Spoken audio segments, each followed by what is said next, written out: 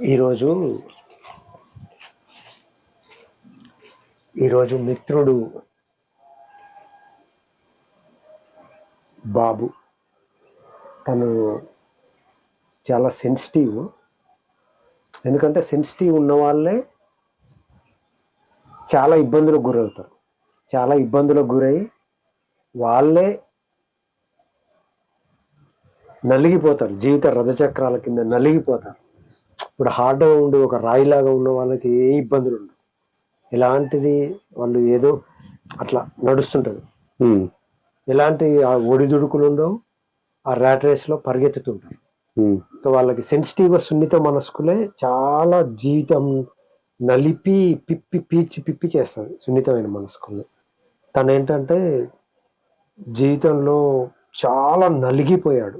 ఎంతనంటే ఇక చాలా నలిగిపోయాడు. నలిగి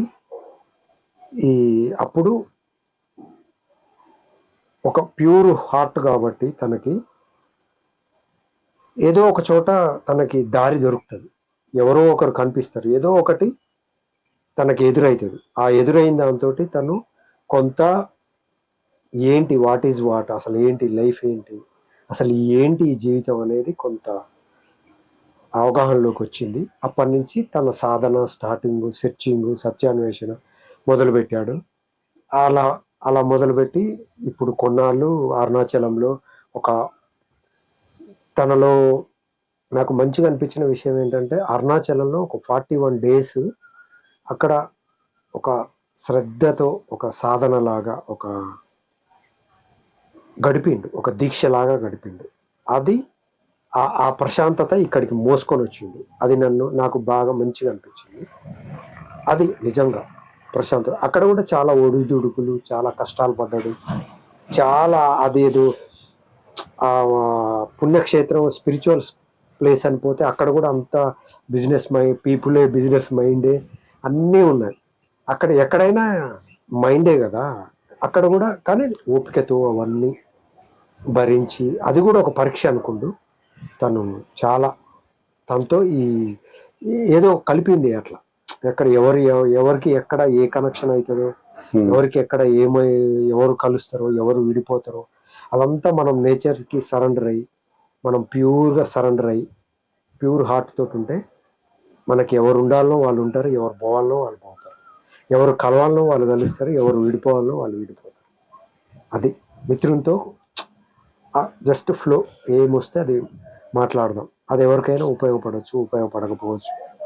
సరదాగా అలా మేము ఒక 2 days అయింది వచ్చి. తను మంచి ఎంతో ఆ ప్రశాంతత, అసలు ఈ ప్లేసే హాయిగా ప్రశాంతంగా ఉంది, బై డిఫాల్ట్గా ఇక్కడ ఉంటే అదే సాధన అయిపోతుంది అని అన్నాడు. అది నేను ప్రతిరోజు నేనైతే అది అనుభవిస్తున్నా. ఇక తనతో మాట్లాడదాం. మిత్రమా, చెప్పండి.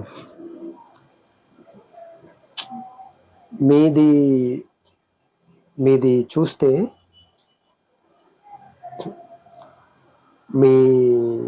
మీ ఆరా కానీ మీ ప్రజెన్స్ కానీ చాలా మంచిగా, ఒక పీస్ఫుల్గా, ఒక ప్రశాంతంగా, ఒక సెరెనిటీ అంటే ఒక శాంతంగా అనిపిస్తుంది. శాంతం ఉంది మీ లోపల.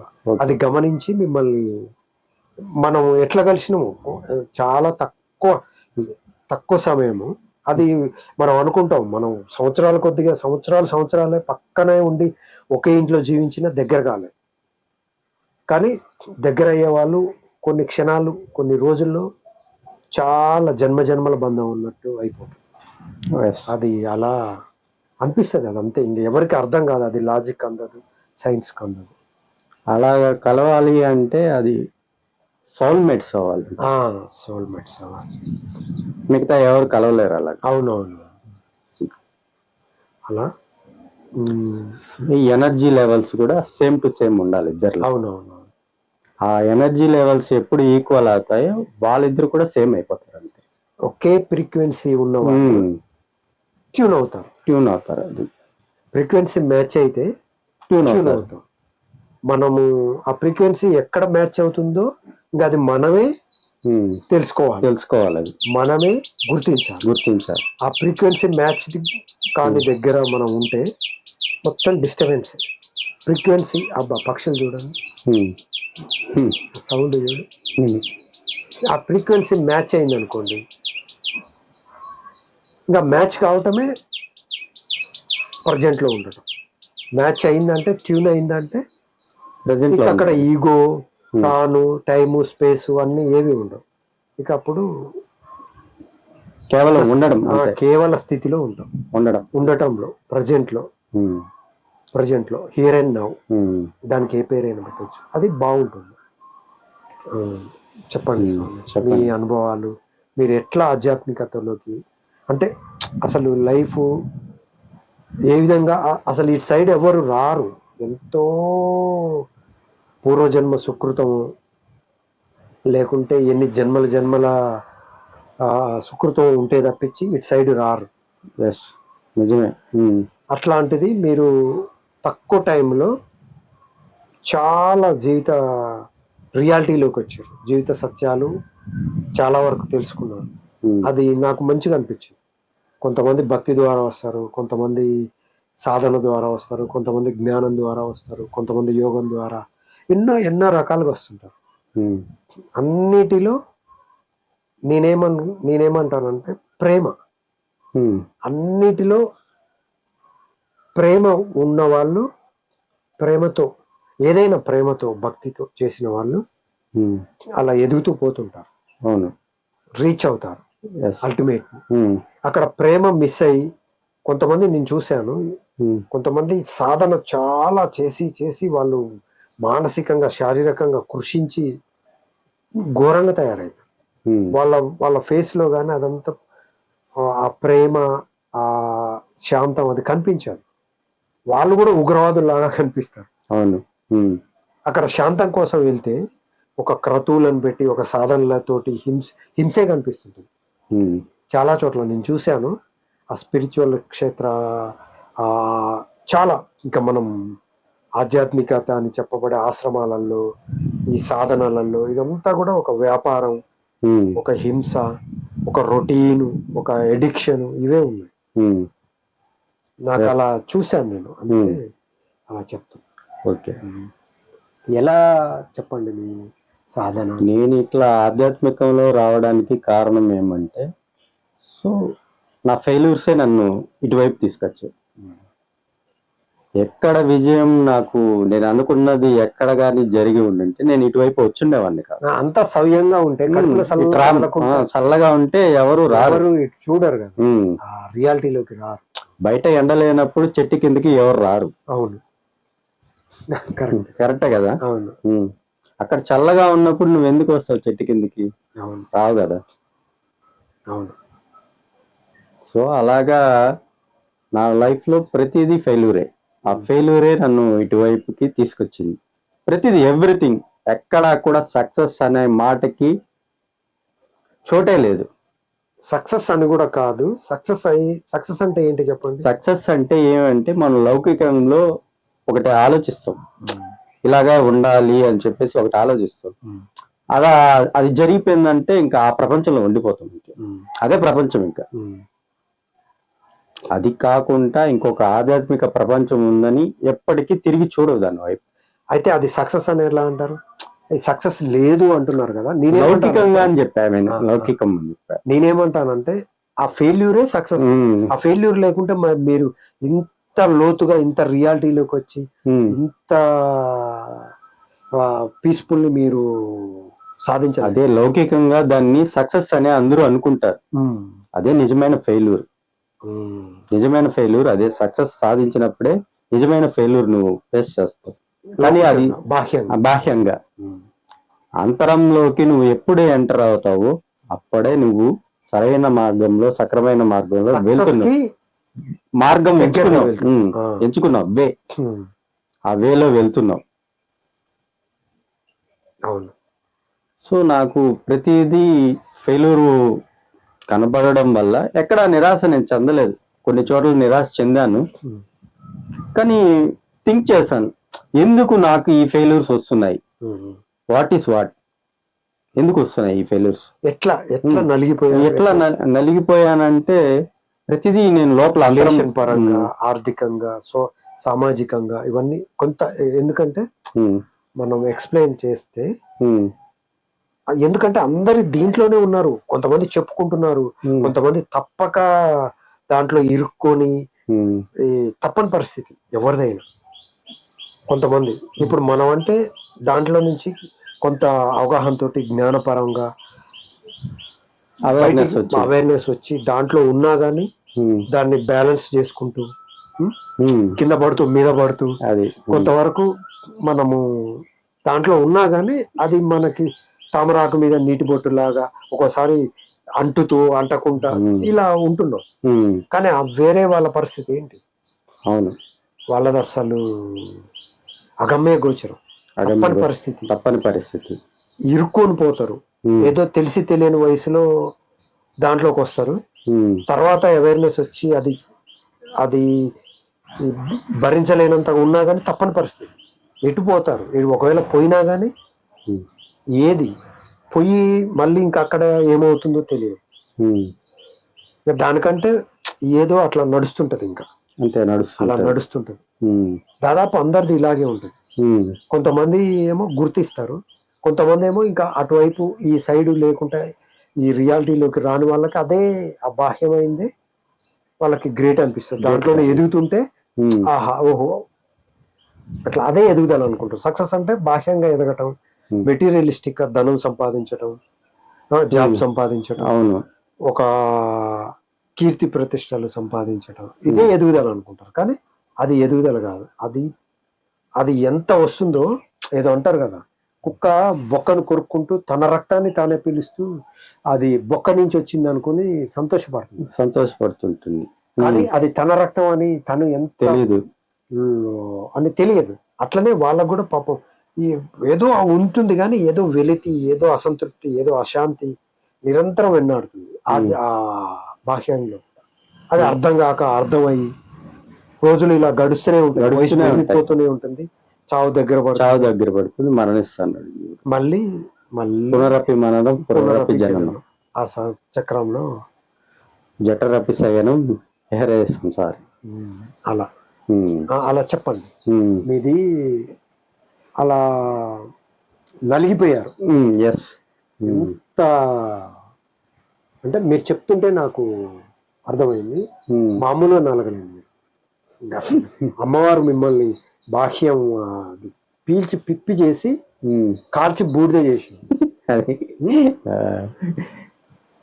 బూడిద చేసిందే అనకూడదు, అంటే ఇదంతా విభూతి అని నాకు చెప్పడానికి అలా చేస్తుంది.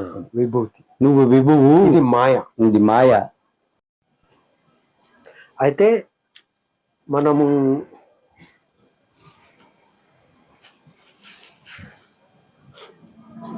అలా బాగా విభూతి అనే దగ్గర మనము నలిగిపోయారు. బాగా నలిగిన తర్వాత అర్థమైంది విభూతి అనేది ఏంటంటే ఆ విభువును తెలుసుకోవడానికి ఆ విభూతి అవ్వడం. మనం చాలా మంది ఏం చేస్తారంటే విభూతి అంటే ఏదో కాదు, ఈ సృష్టి అంతా విభూతే. అవును, బయటికి కనిపించే నీకు సెన్సెస్ తో ప్రతి దాంట్లో కనిపించేదంతా. సో ఈ సెన్స్ కి ఏదేది నీకు గోచరం ఉంటుందో అదంతా కూడా విభూతే. అవును, దాన్ని చూసి విభువుని కనుక్కోమని మనకి జన్మనిచ్చింది. అవును. సో మనం అవన్నీ ఎందుకు తీసుకున్నామో ఎందుకు వచ్చామో మర్చిపోయేసి ఆ విభూతిలోనే ఆ సృష్టిలోనే అక్కడే జననం నిజం అనుకొని ఆ మాయలో బతుకు. కనిపించేది, వినిపించేది, స్పర్శించేది సెన్సెస్ తో రియల్ అనుకొని, సెన్సెస్ కాదు, beyond senses. Beyond senses. Reality కావాలంటే నువ్వు బియాండ్ సెన్సెస్ వెళ్ళాలి. కానీ జీవుడు ఏం చేస్తాడంటే ఎప్పుడు సెన్సెస్ లోనే తిరుగుతుంటాడు. అవును, ఎందుకంటే తనకి బాగా స్పష్టంగా కనబడేదే తనకి ఇష్టం, కనబడాలంటాడు. ఏదైనా ప్రతిదీ ప్రూఫ్ కావాలి, ప్రూఫ్ కావాలి. ప్రతిదీ డౌట్ తో ఆలోచిస్తాడు. ప్రతిదీ సక్సెస్, ఫెయిల్యూర్ కనబడుతుండాలి, లెక్కలేసుకోవడం. దీంట్లోనే తిరుగుతూ దీంట్లోనే తిరుగుతూ తిరుగుతూ తిరుగుతూ లాస్ట్కి మరణిస్తున్నాడు. సో ఎందుకు వచ్చాడు అనేది ఎప్పుడు థింక్ చేయడు. నా పిల్లలు, నా సంసారము, నా జాబ్, నా భూములు, నా ఆస్తులు. సో గాఢ నిద్రలో ఇవన్నీ ఎక్కడికి వెళ్ళాయి? ఏముండదు అసలు, నువ్వు ఉంటే కదా. నువ్వే లేనప్పుడు నీకు ఇవన్నీ ఎట్లుంటాయి? నువ్వు లేదు కదా అక్కడ. అది పరమాత్మ స్థితి. అది పెట్టింది ఎందుకంటే నిన్ను నువ్వు తెలుసుకోవడానికి. ఏదో ఒకనాటికి వీడు ఎందుకు మనం గాఢ నిద్రలో ఇవన్నీ మనకి రావడం లేదు అని చెప్పి ఆలోచిస్తాడనే దీంతో మనకి ఆ గాఢ నిద్రని అవస్థల్లో 3 అవస్థల్లో ఒక అవస్థను పెట్టాడు. అది అది కమ్యూనిజం లాగా అందరికి అది సాధన చేయకపోని అందరికి సమానంగా ఇచ్చాడు. దుర్మార్గునికి, మంచివానికి ఎలాంటి ఇది లేకుండా, భావం లేకుండా, భేదభావం లేకుండా అందరికి సర్వ సమానంగా ఇచ్చాడు. క్యాస్ట్, నో రిలీజియన్, అక్కడ ఏమి లేవు, ఏమీ లేకుండా అందరికి ఇచ్చిండు. అది ఏంటిదో దాన్ని పట్టుకోవాలి. పట్టుకోలేక బయట వాటిని పట్టుకుంటున్నాడు. నిద్ర లేచాను అంటాడు. నిద్ర లేవడం కాదు, నిద్రలో నిజమైన మెలకువ ఏంటంటే నిన్ను నువ్వు తెలుసుకోవడం. అవును, నువ్వు పరమాత్మని బయటే వెతుకుతావు కానీ ఎప్పుడు నీ అంతరంలోకి వెళ్ళవు. వెళ్ళదు అంటే నీకున్న సెన్సెస్ ఏం చెప్తుంటాయంటే ఎప్పుడు బయటనే చూపిస్తుంటుంది. అవును, ఫోకస్ అంతా బయట ప్రపంచం మీద ఉంటుంది. అవును, బయట ప్రపంచంలోనే చూస్తుంటావు. సో నీకు అప్పుడు కష్టాలు అనేటి రాగము, ద్వేషం, ఈ ద్వంద్వం, ఈ రెండిట్లోనే తిరుగుతుంటాడు జీవుడు. కొంతసేపు ఆనందం, కొంతసేపు దుఃఖం, ఇలాగా. మళ్ళా అది అవగానే మళ్ళీ ఆనందం, మళ్ళీ దుఃఖం, ఇలాగా ఆ బాండింగ్ లోనే తిరుగుతుంటాడు జీవుడు. అయితే ఈ క్రమంలో మీకు ఎలా ఒక గురువు, ఎట్లా మీరు గురువా లేకుంటే ఏది, ఎట్లా మీకు ఒక దారి దొరికింది, ఒక ఎట్లా అనేది? సో ఈ కష్టాలన్నీ పడుతూ ఉంటే ప్రతిదీ నాకు ఫెయిల్యూర్స్ ఎదురయ్యాయి. ఆ ఫెయిల్యూర్స్ అన్నిటిలో ఎందుకు నేను ఫెయిల్యూర్ అవుతున్నాను? అంతరంగంలో నేను వేసుకున్న ప్రశ్న. బయట బాహ్యంగా వెతికితే రాదు అది. అంతరంలో మనం వేసుకోవాలి ప్రశ్న. ఎవరికి వాళ్ళు వేసుకోవాలి. వేసుకొని వదిలేయడం కాదు. నీకు సమాధానం దొరికేంత వరకు దానికోసం వెతికిలాట చేయాలి. బయట వెతకడం కాదు, అంతరంలో వెతకాలి. ఇది నోట్ చేసుకోండి. బయట కాదు, అంతరంలో వెతకాలి. అలా వెతుకుతూ పోయినప్పుడే నాకు ఇట్లా ఒక మిత్రుడు పరిచయం అయ్యారు. అతని ద్వారా ఒక వీడియో, ఎల్లంరాజు శ్రీనివాసరాజు గురువు గారిది వీడియో దొరికింది. వీడియో పంపించారు. సో నాకు అప్పుడు అది మామూలుగా అందరూ విన్నట్టే నేను కూడా యూట్యూబ్ ఓపెన్ చేసి విన్నాను ఒక వీడియో. సో ఎందుకో నాకు కొద్దిగా స్వాంతన కనిపించింది. నా ప్రశ్నలకి ఈయన సమాధానం చెప్పగలడు, ఇక్కడ దొరుకుతుందేమో అనుకొని ఒక భావం అనేది నాలో రేకెత్తిచ్చింది, ఒక నమ్మకం. సో ఆ వీడియోస్ని నేను ప్రతిదీ వినడము, దాని గురించి ఒకవేళ అర్థం కాకపోతే మళ్ళీ రిపీట్ చేసి వినడము, ఇలాగా ప్రతి వీడియోని క్షుణ్ణంగా పరిశీలించి వినడం కాదు, శ్రద్ధతో అంతఃకరణ శుద్ధితో దాని లోపల తీసుకోవడం జరిగింది. ఆ శ్రవణము, మననము, నిధిధ్యాసన, సిద్ధి 4 స్టెప్స్ ఉంటాయి ఈ ఆధ్యాత్మికంగా. ఎక్కడికి వెళ్ళినా ఈ 4 ఖచ్చితంగా ఉంటాయి. ఒక గురువు ద్వారా వినడం. ఒక గురువు దొరకాలంటే ఎన్నో జన్మల సుకృతం ఉంటే కానీ దొరకడు. అది శారీరకంగా దొరకచ్చు, లేదా ఇలాగా ఏదో ఒక ఛానల్ ద్వారా పరిచయం అవుతారు. ప్రతి ఒక్కరికి అది ఉంది అందుబాటులో. ఇప్పుడు ఛానల్ అనేది అంతటా పరమాత్మ ఎలా వ్యాపించాడో ఛానల్స్ అనేటివి కూడా అలాగే అన్నీ ఉన్నాయి. నీకేం కావాలన్నా దొరుకుతుంది, గుడ్ ఆర్ బ్యాడ్. నువ్వు తీసుకునే దాన్ని బట్టి ఉంటది. నువ్వు ఎదగడమా, అదే ట్యూన్ అవుతుంది, అదే తీసుకుంటావు. విశ్వం ఏది కావాలంటే అది ఇస్తుంది నీకు. అది గుడ్ కావాలా, గుడ్ ఇస్తానంటుంది. బ్యాడ్ కావాలా, ఇస్తానంటుంది. సో వాటిలో నువ్వు ఏది బేరేజ్ వేసుకొని ఏది తీసుకుంటావో అదే నువ్వు అవుతావు. సో నేను యూట్యూబ్ ద్వారా గురువు గారి ప్రవచనాలని మొత్తం క్షుణ్ణంగా తీసుకొని శ్రవణము దాదాపు అవి వినడానికే నాకు 1 సంవత్సరం పట్టింది వినడానికి. సో విన్నది అర్థం చేసుకోవడానికి ఇంకొక సంవత్సరం పట్టింది. ఇంకా అది నిధిధ్యాసంలోకి రావడానికి 2-3 సంవత్సరాలు పట్టింది. ఇప్పుడు కొద్దిగా ఇప్పుడు గురువు గారిది ప్రతి వాక్యము అణువణువున జీర్ణించిపోయింది నా లోపల. సో అదే నన్ను నడిపిస్తుంది ఇప్పుడు. అది నడిపిస్తుంది. ప్లస్ ఇదివరకే నేను 41 days వెళ్ళి అక్కడ దీక్షగా ఉండేసి దాని వచ్చా. గురించి చెప్పండి. దీక్షగా ఉండేసి వచ్చాను అక్కడి నుంచి. సో అక్కడ కూడా నాకు వ్యతిరేకంగా జరిగాయి. సో అది కూడా ఒక పరీక్ష. విసిగి వేసారి అక్కడ స్వాంతన పొందుదాం అనుకుంటే అక్కడికి వెళ్తే కూడా అక్కడ కూడా నిరుత్సాహం ఏర్పడింది.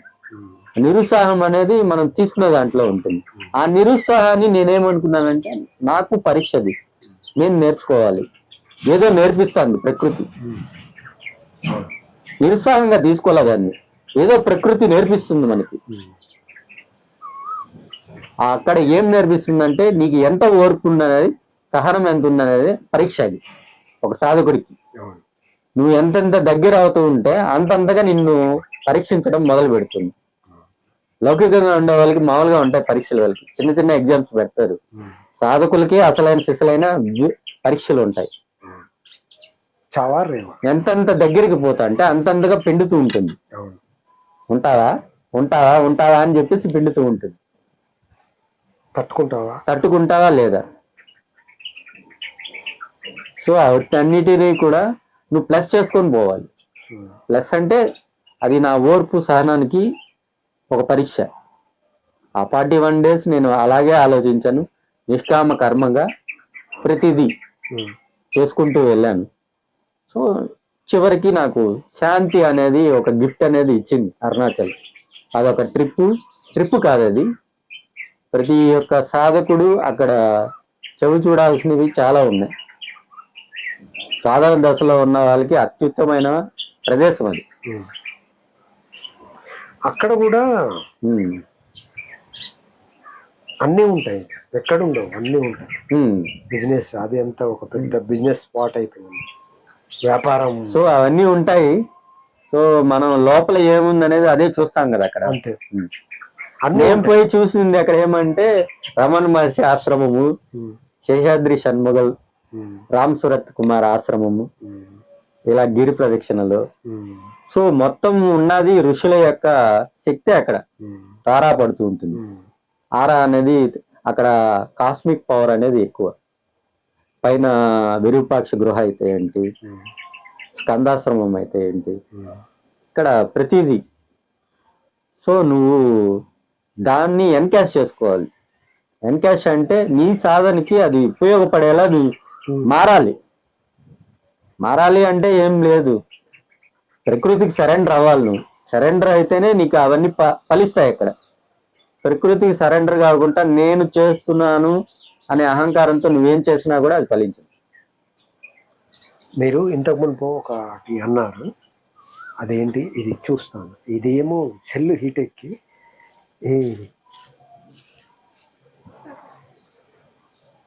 నడుస్తుంది. అయితే మీకు ఒక దారి దొరికింది, ఒక ఆధారం దొరికింది ఎల్లంరాజు ద్వారా అని అన్నాను. అంటే నేను కూడా విన్నాను, చాలా మంది విన్నాను, చాలా చదివాను, చాలా ఇప్పుడున్న సత్యాన్ని సూటిగా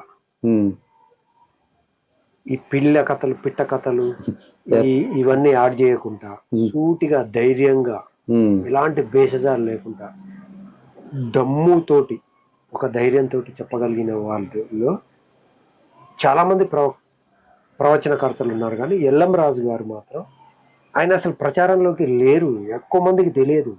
ఇప్పుడు చూడండి యూట్యూబ్లో కొడితే అద్వైత ఎల్లంరాజు శ్రీనివాసరావు అని కొడితే అవును పరమాత్మ కనబడ్డాడు కదా, ఆయన కూడా అలాగే. ఆయన సబ్స్క్రైబర్లు అసలు ఆశ్చర్యం అవుతుంది మనకి. ఏముండరు వీళ్ళ ఈ మామూలు ప్రవచనకర్తలు ఉంటారు చూడు, మామూలు ఏదో ప్రాపంచికంగా వాళ్ళకి కోట్ల మంది ఫాలోవర్స్ ఉంటారు, కోట్ల సబ్స్క్రైబర్స్ ఉంటారు, కోట్ల ఉంటది. అంతే, సత్యం ఏంటంటే అనామకంగా ఉంటుంది. గుర్తింపు కోరుకోదు, సత్యం అనేది గుర్తింపుని కోరుకోదు, ఇప్పటికీ కోరుకోదు. అది దానికి దగ్గరైన వాళ్ళకే అది కనిపిస్తుంది, అది ట్యూన్ అవుతుంది, కనిపించడం కాదు, ట్యూన్ అవుతుంది, అనుభవానికి వస్తుంది. అలా ఎల్ఎం రాజు గారు అందరికీ కాదు. ఎల్ఎం రాజు గారు పరిచయం అయ్యారు, ఎల్ఎం రాజు గారు మీకు దొరికారంటే ఆ అర్హత ఉన్న వాళ్ళకి. ఓల్డ్ మంది సంతలో ఎన్నో ఉంటాయి వస్తువులు, అసలైంది తక్కువ. ఆ అసలైంది దొరకాలంటే ఎన్నిటిని దాటుకొని రావాలి. 99 మంది ఫేక్ ఫాల్సే ఉంటుంది సొసైటీలో. అవన్నీ దాటితేనే నీకు అసలు రియాలిటీ అనేది దొరుకుతుంది. అట్లనే ఎల్ఎం రాజు గారిది నేను కూడా విన్నాను. అసలు ఎంత ఆయన అద్వైతాన్నైనా, ఆధ్యాత్మికతనైనా, పురాణాలనైనా, ఉపనిషత్తులైనా రిలవెంట్గా ఇప్పుడు మోడర్న్ మ్యాన్ కి ఎలాగా అందుబాటు, ఎలా చెప్తే అర్థమవుతుందో అలా చెప్పగలుగుతుంది. ఒక సాధారణ వ్యక్తి నుంచి పండితుడి వరకు అర్థమవుతుంది, ఎసెన్స్ తీసుకొస్తుంది. ఇప్పుడు దాని రిలవెంట్ ఏంటి? ఏదో ఆత్మ, పరమాత్మ, దేవుడు, మోక్షము, ఆ ఈశ్వరుడు, పూజ, ఇది కాదు. అసలు దాని అర్థం ఏంది, పరమార్థం ఏంది, అర్థం వెనుకున్న పరమార్థం ఏంది? అర్థం వేరు, పరమార్థం వేరు. ఆ అర్థం మనకి కనిపిస్తేది కాదు అర్థం, దాన్ని కనిపించనిది పరమార్థం, కనిపించే దాంట్లో కనిపించనిది పరమార్థం, వినిపించే దాంట్లో వినిపించకుండా ఉన్న సైలెన్సే పరమార్థం. ఆ పరమార్థాన్ని చెప్పగలిగేంత పాండిత్యం, అంత సైంటిఫిక్ ఎనాలిసిస్, అంత పటిమ, అంత విద్వత్తు ఉన్న వాళ్ళలో నాకు ఎల్ఎం రాజు గారు, నేను కూడా విన్నాను. మీరు అనగానే నేను ఆయన అన్ని విన్నాను, అన్ని యోగ వాసిష్టం, త్రిపుర రహస్యం, జాతీయం, కాళీ కంబ్లీవాల, అద్వైత వేదాంత, అది రత్నాలు, వేదాంత పంచదశి ఎన్ని ఉన్నాయో యూట్యూబ్లో ఉన్నాయి. ఒకవేళ వినాలి, యూట్యూబ్లో కాదు, వెబ్సైట్లో ఉన్నాయి. అద్వైత వేదాంత .in అని కొడితే గూగుల్లో అద్భుతమైన ప్రసంగాలు అట్లా నిక్షిప్తమై ఉన్నాయి. నిధి అదొక నిధి, జ్ఞాన నిధి ఉంది. అది ఓపెన్ చేస్తే అద్వైత వేదాంత .in అని కొడితే అద్భుతంగా, అది మనకి ఎట్లా ఉంటుందంటే ఒక సైన్స్ టీచర్ కనుక చెప్పినట్టు ఉంటుంది. వీళ్ళందరిది ఏంటంటే, వీళ్ళది ఎలా ఉంటుందంటే వేరే ప్రవచన కలుతుంది, కప్పు ఉంచి చెప్తారు, సత్యాన్ని కప్పు ఉంచి అలాగా ఉంటది. అది ఎక్కడో ఇంత చెప్తే దాంట్లో 100 వాక్యాలు చెప్తే ఒక్క వాక్యమే అసలు ఉంటుంది. అంత అంటే అక్కడ కూడా స్థాయిని తగ్గట్టు కానీ చెప్పాలి సత్యం ఖచ్చితంగా. కుండబద్దలు కొట్టినట్టు అర్థమైనా కాకుండా, విన్నా, ఆ స్థాయి ఉన్నా లేకున్నా ఖచ్చితంగా చెప్పడం అయితే బాధ్యత. అది ఎల్ఎం రాజు గారు చాలా ఉపయోగపడ్డారు. ఆయనలో ఎంత విద్వత్తే కాదు, విజ్ఞానం, విద్వత్తు, సైంటిఫిక్ అనాలిసిస్, మిస్టికల్ ఎక్స్పీరియన్స్, ఇవన్నీ ఉన్న సూపర్ సైన్స్, బియాండ్ సైన్స్. అలా చెప్పండి. అట్లా ఎల్ఎం రాజు గారు అయిపోయిన తర్వాత ఇక మీరు సాధన మొదలు పెట్టారు. సాధన సో అది ఒక 2 or 3 years సాధనలోనే ఉన్నది. అంటే విన్నది ఇంత ఉన్నాం కదా, ఆధ్యాత్మికతలో ఉన్న వారికి ఏంటంటే ఇటు సైడ్ వెళ్తుంటే ఏకాంతం కావాలి, స్పేస్ కావాలి, పీస్ కావాలి, ఇవన్నీ సెన్సిటివిటీ, ఇవన్నీ ఇది కాపాడుకోవటానికే నానా తంటాలు పడాలి. మళ్ళీ కాపాడుకొని మళ్ళీ ఇటు సాధన సాగాలి, ఇవన్నీ చాలా కష్టం. అయినా దాన్ని దాటుకొని రెండింటినీ ఉంటే ఏదైనా దాటచ్చు, ఏదైనా సాధించు, ఏదైనా అందుద్ది. అవినీతి అది. అలా అక్కడి నుంచి అలా. సో అలాగా నేను 2 or 3 years అలాగా సాధన చేస్తూ, సో లైఫ్ లో మామూలే కదా కష్టాలు అనేటివి, అవి యాజ్ యూజువల్ అయిపోయాయి, బాగా అలవాటు పడిపోయాను కదా. సో ఈ వీటిని మార్చాలంటే ఇది వదిలేయాలి, అవును, ఆధ్యాత్మికం వదిలేయాలి. బాహ్యం అంతా మార్చకుండా ఉన్నదాన్ని ఉన్నట్టుగానే చూస్తూ దీన్ని పట్టుకొని ఉన్నాను నేను ఆధ్యాత్మికంగా. దీన్ని మార్చాలని ఎప్పుడు మార్చాలని నువ్వు ప్రయత్నిస్తావో అక్కడి నుంచి నువ్వు వైదొలుగుతావు. ఆధ్యాత్మికం మార్చడం కాదు, మారుతుంది. దాని బలం ఎక్కువ, ఇదే మారుస్తుంది, చాలా ఎక్కువ ఉంటుంది. నువ్వు మారిపోతావు, అది మారదు అది. అవును. సో దాన్ని అలాగే మార్పులు చేర్పులు ఏం చేయకుండా జస్ట్ ఒక సినిమా చూసినట్టు చూస్తూ ఇలాగా సాధనలో ఒక 2-3 సంవత్సరాలు అలాగే సాధన చేస్తూ వచ్చాను. సో ఇప్పుడు ఒకానొక పరిస్థితిలో నిధిధ్యాసన వరకు వచ్చాను. ఈశ్వరేచ్ఛ, అది గురుదేవుల అనుగ్రహం, అది నిధిధ్యాసన వరకు వచ్చాను. సో ఇది నా జర్నీ. నిధిధ్యాసన అంటే ఒక స్థిరత్వం, ఒక స్థిమితత్వం, ఒక ఆన్సర్ దొరకడం. నిధిధ్యాసన అంటే సిద్ధికి నిధిధ్యాసనకి మధ్య ఒక చిన్న లేయర్ అంతే, ఇంకేం లేదు. ఆ పొర తొలగిపోయిందంటే ఇంకా విషయం అయిపోయింది.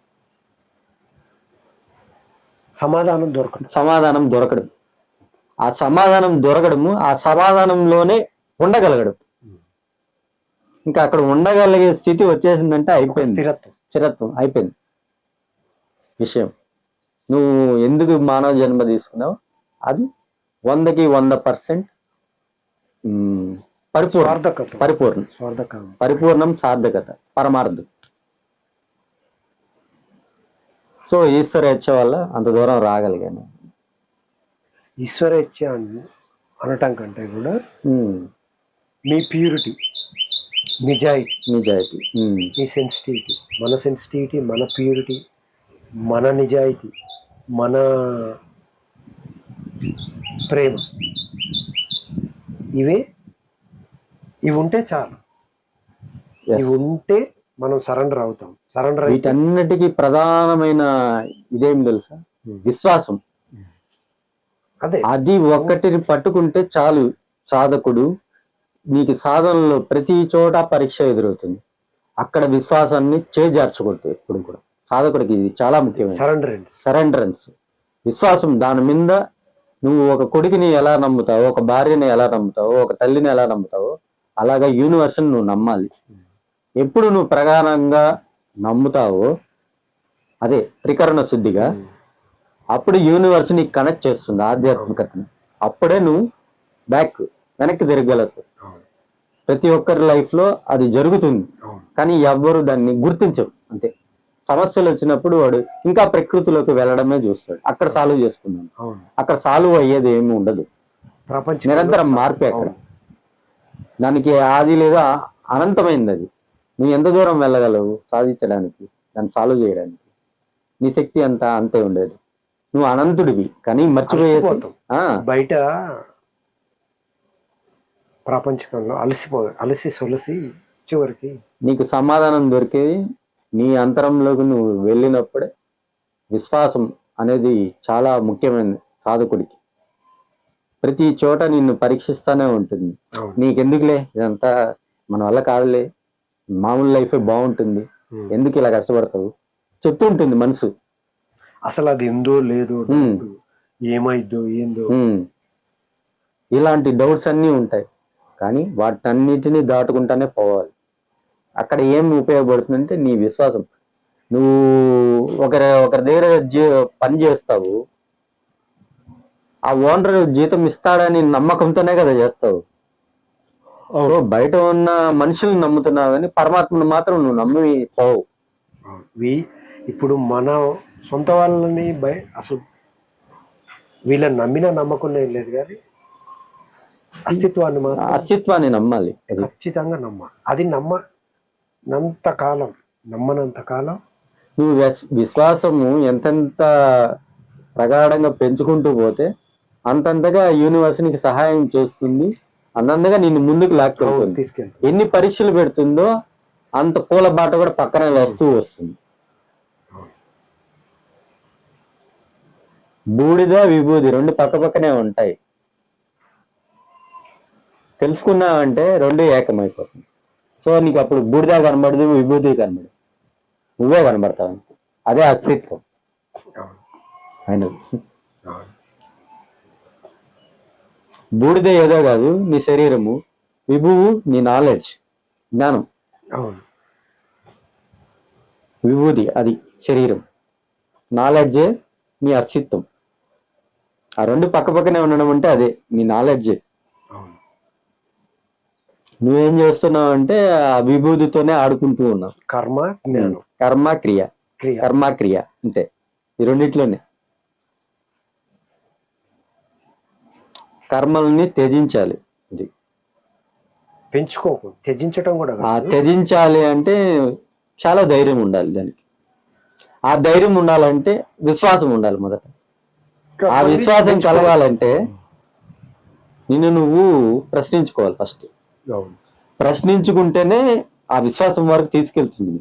విశ్వాసం ఎప్పుడైతే నీకు వస్తుందో అప్పుడే నువ్వు ఆధ్యాత్మికంగా ముందుకు వెళ్ళగలవు. ఒక స్టెప్ అయినా వేయాలంటే నీకు విశ్వాసం కావాలి. అది లేకుండా నువ్వు ఏది చేయలేవు. అవును. విశ్వాసం లేకపోతే ఆధ్యాత్మికత అని కాదు, ఎక్కడైనా ఆ నమ్మకం విశ్వాసంతో నడుస్తుంది. ఏదైనా బాహ్య ప్రపంచంలో కూడా విశ్వాసమే నిన్ను నడిపించే, నమ్మకం మీద జరుగుతుంటుంది ప్రతిదీ. ఒక ఫైనాన్షియల్ అయితే ఒక ఒక మన రిలేషన్ అయితే ఏంటి, మన కుటుంబంలో వాళ్ళతో ఉండేది, బ్రదర్స్ సిస్టర్స్ అందరితో ఒక నమ్మకం అంతే. వాళ్ళు ఆ నమ్మకాన్ని వెనక్కి తీసుకొని నువ్వు లోపలికి తీసుకెళ్తే సృష్టి మీద నిలిపావంటే దృష్టి నువ్వు అని తెలుస్తుంది. ఓకేనా? ఓకే ఓకే ఓకేనా? ఓకే, చూద్దాం. వచ్చింది ఇదేమో హీట్ అవుతుంది. ఫ్రీజ్ అవుతుందా? వచ్చిందా? వచ్చింది, వస్తూనే ఉంది. ఇంకా అంటే మనకి విశ్వాసం ఎప్పుడు విశ్వాసంతో ముడిపడి ఉంటుంది ఏదైనా. అవును. ప్రాపంచికమైన ఆధ్యాత్మికమైన ఆ విశ్వాసం ఎప్పుడు కలుగుతుందంటే ఎక్స్పీరియన్స్ అయితే, అనుభవం పొందిన వాడికి విశ్వసించాల్సిన అవసరం లేదు. అవును. ఇప్పుడు చెప్పటం ద్వారా నిరూపించటం ద్వారా జరిగేవి కావు. తను ఆ ఎక్స్పీరియన్స్ చేస్తే ఇక ఏ నిరూపణలు ఎవరు మాట ఏది అవసరం లేదు. తనే ఆ ఎక్స్పీరియన్స్ చేస్తే, ఆ ఎక్స్పీరియన్స్ చేసిన దాకా నమ్మరు. ఎన్ని విను, ఎన్ని చదువు, ఎన్ని చేయి, నమ్మకం రాదు. విశ్వాసం కలగాలి. ఆ విశ్వాసం నీకై నువ్వు కొంత సాధన ద్వారానో, జ్ఞానం ద్వారానో, లేకుంటే గురువుల ద్వారానో, లేకుంటే నీ కష్టాల ద్వారానో, నీ సుఖాల ద్వారానో, ఏదో ఒక రూపంలో నువ్వు ఆ ఎక్స్పీరియన్స్ చేస్తే ఆ లోపల దాన్ని అంటే కనిపించేదే కాదు, కనిపించని దాంట్లో నీకు నువ్వు మీ లోపలే ఇంత ఆనందం ఉన్నది అనేది ఎక్స్పీరియన్స్ చేస్తే తప్పించి విశ్వాసం కలగదు. ఆ విశ్వాసం కలిగితే తప్పించి నువ్వు ముందుకెళ్ళను. ఇప్పుడు ఎన్నని చెప్పి నమ్మిస్తావు, ఎన్నని చెప్పి ఒప్పిస్తావు? అవును. ఆ త్రికరణ శుద్ధిగా మనం ఏదైతే చేస్తామో, తను, మనసు, ఆత్మ ఇవి కలిసి కలవటమే. ఇక అది ఈ మూడు కలిసి ఏది చేసినా అది ఇంకా అదే అల్టిమేట్, అదే పరమాత్మ, అదే సక్సెస్. అది కలవటమే సక్సెస్. ఇక అది కలిసి ఏది చేసినా, అది కలిసి త్రికరణ శుద్ధిగా నువ్వు ఇలా ఉన్నా, లేకుంటే ఏదైనా పని చేసినా, నీ ద్వారా ఏం జరిగినా అదే పరమాత్మ, అదే అస్తిత్వం, అదే రియాలిటీ, అదే సత్యం.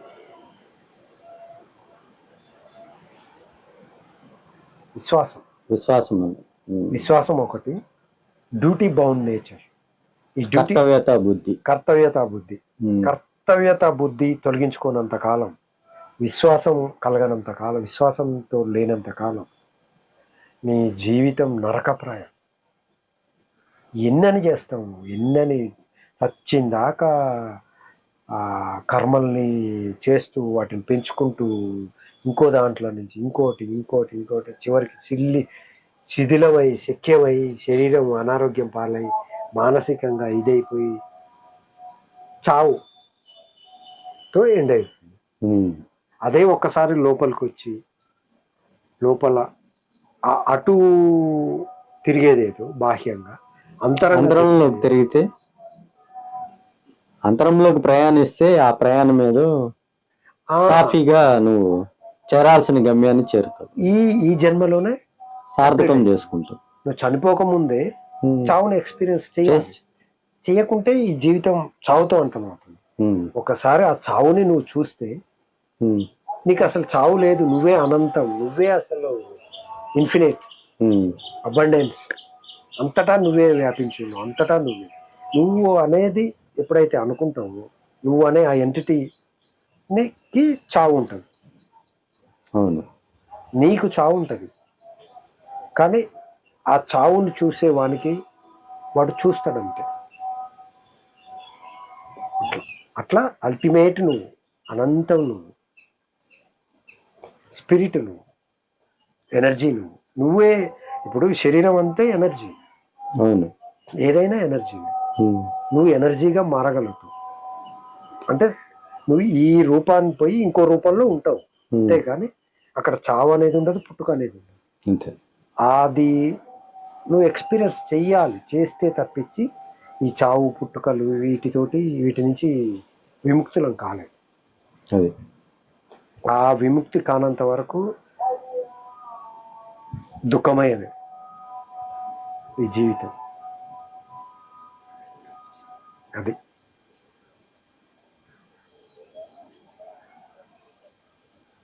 అంతే. ఓకే.